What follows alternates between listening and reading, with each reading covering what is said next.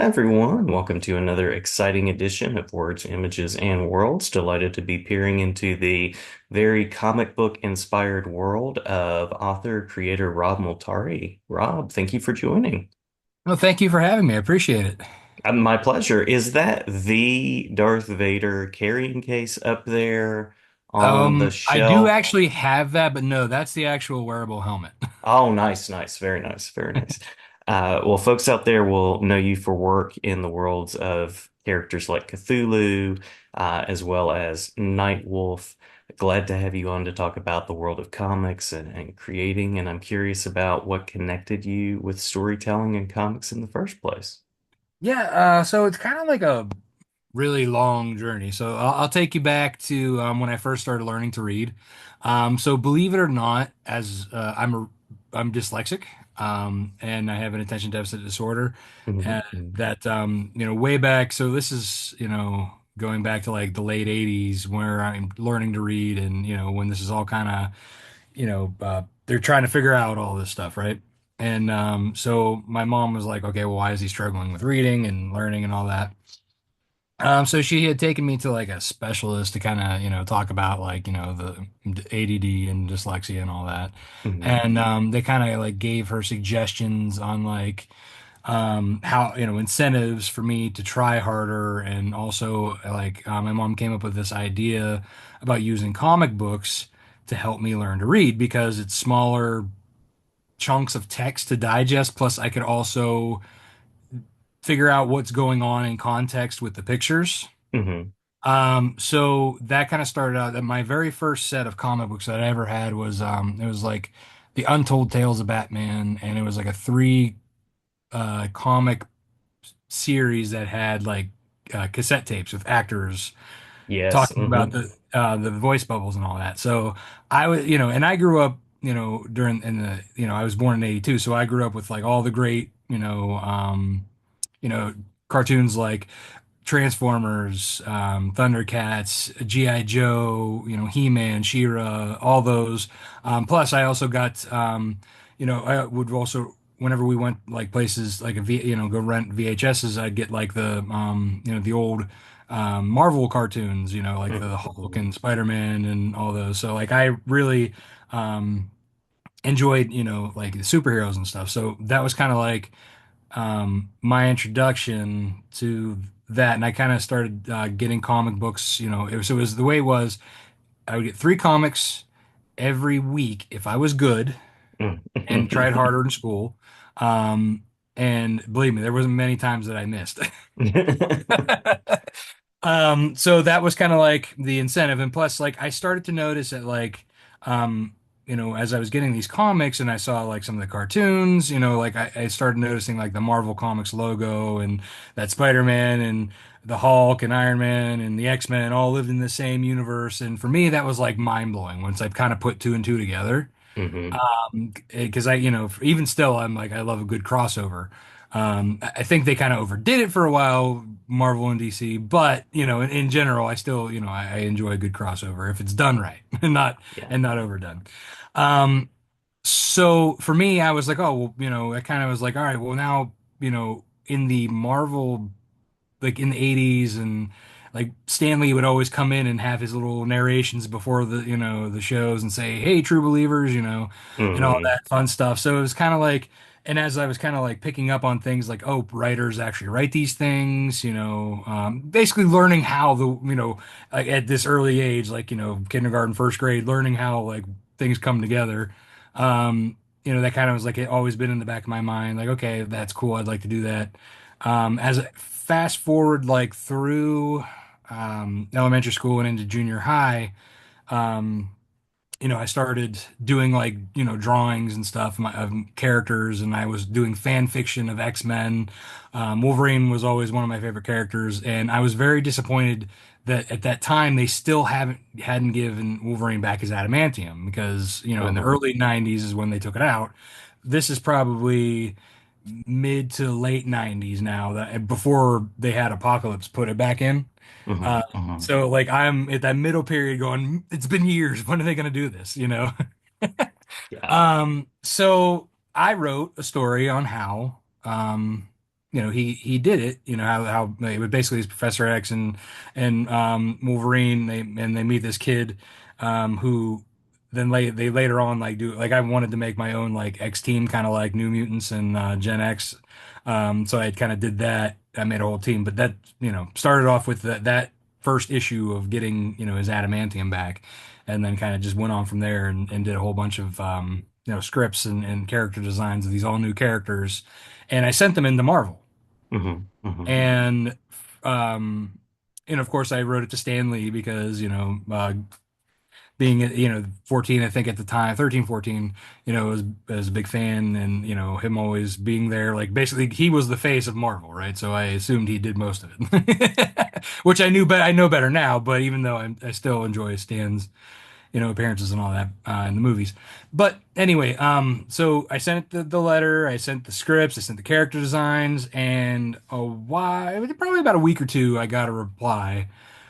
Somebody very graciously at Marvel said, "Hey, thank you. Stan loves hearing from his fans, and we love, seeing, scripts come in. But unfortunately, our storylines are so far in advance, we can't. These don't work with anything we got going on. But we Hmm. encourage you to keep up the good work."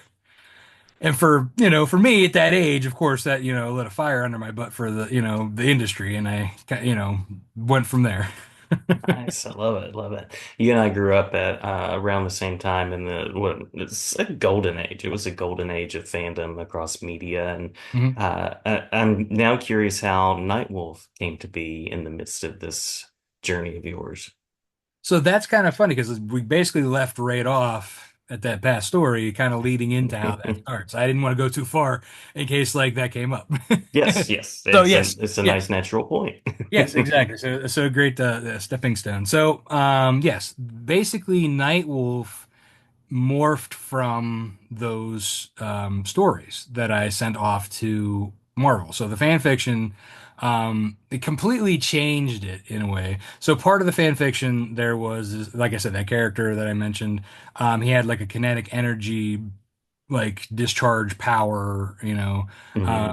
and like a secondary mutation, because this was like kind of that time when they started introducing like X-Men having secondary mutations, like with Beast and like with White Queen having the diamond form and all that extra stuff that they started kind of doing. So it was kind of one of those things where I wanted to revisit the Genosha thing from Extinction Agenda. Hmm. Hmm. So I really enjoyed that storyline, and I kind of wanted to be like, oh, well, they're returning, and then somehow, they end up on the island, and as they're trying to turn him into a mutate, it triggers this secondary mutation, which turns him into like a giant wolf man with that now, whenever he changes, has that kinetic discharge. Right. Um, so I also then like tied in Wolfsbane, who at the time was a fan. I always being a fan of werewolves. She was kind of close to a werewolf character as you can get, really. Besides, like Wolf, the Wolfman at Night or whatever. Which is that he still kind of looked more like a man that was hairy, you Hmm. know. So I was kind of like, not as much. But anyway, so she was like, heavily involved in the X-Men, and I thought, okay, well, she could kind of take him under her wing as training him and all that stuff. So that was partially where like Nightwolf came from. Then I kind of like plucked him out of that storyline, put him into his own story where he basically was born a werewolf. Like, so there was no like mutantism or nothing like that, obviously, in my world. Where so that I put, he's born a werewolf. It's a recessive gene that kind of goes through with this particular breed, and I wanted to have a similar sort of like mentor come in. Hmm. And I've always loved how Chris Claremont writes like the Scottish and Irish brogue. Yeah. So that was always one, like Chris Claremont's my all-time favorite like X-Men writer. And the spin-off series and all that. So I heavily influenced by his writing, and I wanted to have basically I wanted to take like Wolfsbane how I wanted her to be. Like she was always this timid character that I feel like they never really used properly. Like she could have been so much more. Hmm. So what I did was I made a Scottish werewolf character, a female, who is basically the opposite of her. She was more like brave, more, like she a very strong character to become his mentor. So that's where Snowpaw comes from. And so the Night Wolf basically starts from this kid is in high school and he has basically a silver spoon in his mouth. He has everything. He has friends. He has a very gorgeous girlfriend. He's very popular. They both were homecoming king and queen. He has a full ride scholarship to the football college of his dreams, right? Hmm. So then enter his 18th birthday. He starts to have nightmares and kind of foreshadowing things that are coming, and his town becomes overrun with supernatural creatures who are basically out to get him. And during this period, that's kind of like where, Snowpaw enters into kind of like, because she becomes aware of him as well, comes in to try and help him, but he's not a typical type of this breed. So you're either a purebred who is, more like a godly, worshiping werewolf, or you're a mongrel, which is a black-hearted devil worshiping werewolf. And so there's kind of like every couple hundred years this recessive gene comes out, you're either one or the other. Hmm. He is that like modern time gray line because modern times like the black and white's very blurred. There's where we kind of tread that more gray morality, and that's kind of like where he sits. So it's kind of like he could go either way, and that's why it's like so important who gets to him first, if you will. Cool, cool. Yeah. I love the level of thought that goes in, and I love the inspirations that you've pulled from as well. I'm curious about your creative writing process. Are there particular steps you go through, particular things that you like to keep in mind? Yeah, so starting out, it was one of those things. Is like, okay, well, I'm just writing how I think. When I was first started writing scripts, it was okay. Here's the picture that I think's gonna be, and then the words. Like so their character. So I kind of broke it down like that, which was close to what I learned to end up doing anyway. And I write my stuff very cinematically. Like I picture it Mhm. in my head like a movie or a TV show, and that's how I write it. But I also found a book. I forget who the author was. It was a famous DC writer who kind of like wrote his process, and he actually had like a picture of how he like lays out his scripts, which wasn't too far from mine. But then it made more sense, go by panels, and then you break it down by page, panel one, panel two, panel three, panel four, whatever, how many panels you decide to be per page, and then you add the dialogue through the panels. So that's how I set up my scripts and my templates for that.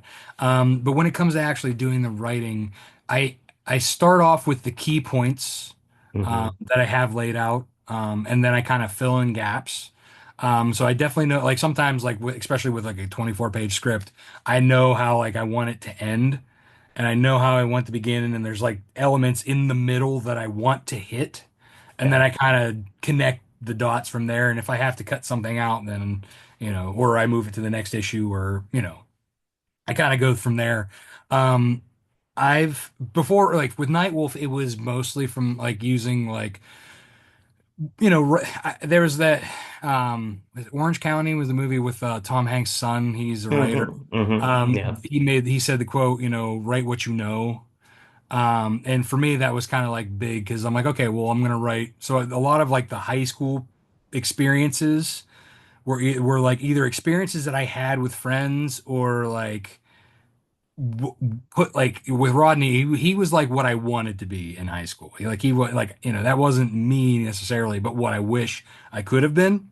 Hmm. But Hmm. so it was also nice that I was able to take that away from him too. Yeah. Because he had to have his Batman moment, right? He couldn't just be this kid with a silver spoon in his mouth. You actually had to kill some parents and move things along. Yeah. Yeah. You know, Tragedy in every story, a little Exactly, tragedy. right? Exactly. So that's essentially like what that was, starting off with Nightwolf. Like I said, it was a lot of experience and the script grew up with me. So I started writing it in junior high and it went through all the way through high school and I went to college. And by the time I finished the first 12 issues of Nightwolf, it had evolved into what it is now. I finished the last script of that first story arc in 2013, and that's when I started looking for the artist to work with. When I moved on to like my second series, Snowpaw, because it was a historical, her story takes place in 19th century Scotland, so she's like 200 years older than Nightwolf. Hmm. Thus being why she's like the mentor, and he, is the student. Where, like I said, 200 years in the past, so that's her journey. So I had to learn more about Scotland at the time. I had to learn, about like places, and I thought it was fun for me to do like, so there's a character in it that she's betrothed to initially, which happens to be a distant relative of mine. So on my mother's side, I'm Scottish, Scotch-Irish. Like I'm a true American. I'm mixed, but like on my mom's side, I'm a lot of things. But Scottish was one of them, and the Chisholms was one of our family members back in the day, and they had a castle, and I thought it would be fun to kind of involve them in it. So, I did a lot of historical, background stuff while writing, and then trying to fit it into the story to make it feel like it was real and that you could actually experience this in the time. So I do a lot of like, I also like when we moved to England from in issue two, they go from Scotland to England, and the Devil's Acre, which was highly talked about back in that time period, especially by Charles Dickens. He mentioned that area of Westchester Hmm. uh, highly, and so I kind of wanted to like, it was basically a slums that eventually get torn down and put up into like a nicer, kind of area. And so I kind of used a lot of that historical facts in with my story. So for me, it's like I try to do as much homework as I can to try and make it feel real, as well Hmm. as also get that fantasy, supernatural aspects as well to make it like one, obviously it's still escapism, but to have that realism in there as well. Yeah, yeah, yeah. Very cool. Very cool. And again, I echo back. I love the level of thought and creativity. It's clearly a well-designed world that you're after. So I appreciate that. Thank you. Yeah, yeah. Comics being a collaborative medium, any shout outs that you'd like to give to folks who are part of the process with you? Yeah, so I mean, I obviously have to give shout outs to my artists. For Nightwolf, it's Carlos Herrera and Gat Melvin. They've been with me for a long time. We're a great, well-oiled machine. We work very well together. And then for my Snowpaw team, Mog Park, she used to do work for Game of Thrones doing concept art. And Cool. she's done other great things. Snowpaw actually happened to be her first sequential book, and she's gone on to do a few others since then. And Bruna Costa is our colorist for that book. She is a Ringo nominee for our first issue of Snowpaw, which basically she was a nominee for best colorist. She didn't win, but she was close. So got to give her props for that. So great teams to work with. Amazing. I also have to give a shout out to my editors and my letter. I letter Nightwolf, but Dave Lentz, he letters Snowpaw. Mhm. And then I have, I work well with I have cover artists that I work with often. So it's, great being able to work with so many great artists. Cool. Very cool. Yeah. And if I am a listener out there, if I want to find out more about your work, are there conventions that you attend frequently? Are there online spaces where I should go and check some things out? Yeah, so you can find pretty much everything social media wise, Facebook, Twitter, Instagram, um, Hive, Blue Sky, all the new ones that are popping up. TikTok, I think I also have at Lone Wolf Comics. So that's all Mhm. of them. So if you put at Lone Wolf Comics on any of those, you'll find me. You'll find me personally at Rob Multari at Twitter, Facebook, Instagram. I don't have all the other ones for me. It's enough to keep up with the others, right? Mhm. And then if you want to read the first issue of Nightwolf for free, go to lonewolfcomics.com/offer. That'll take you to a landing page where you can enter your email address, and I'll send you a free copy for signing up for my email list. Also, you can go to lonewolfcomics.com, learn more about my titles, learn more about me, learn more about my mythology that I've developed over time, and you can also visit the Lone Wolf Comics shop there. We have a shop button where you can get all the past issues. and some merchandise. And then, yeah, like I said, if you sign up for the mailing list, you follow us social media wise, you'll find out when our next Kickstarter goes live. Sounds awesome. Sounds awesome. Well, great talking with you, and certainly glad to have you back, as I mentioned at the beginning, anytime for a follow-up episode. Thank you. I appreciate you for having me. Absolutely. Thanks so much, and may the conversation continue.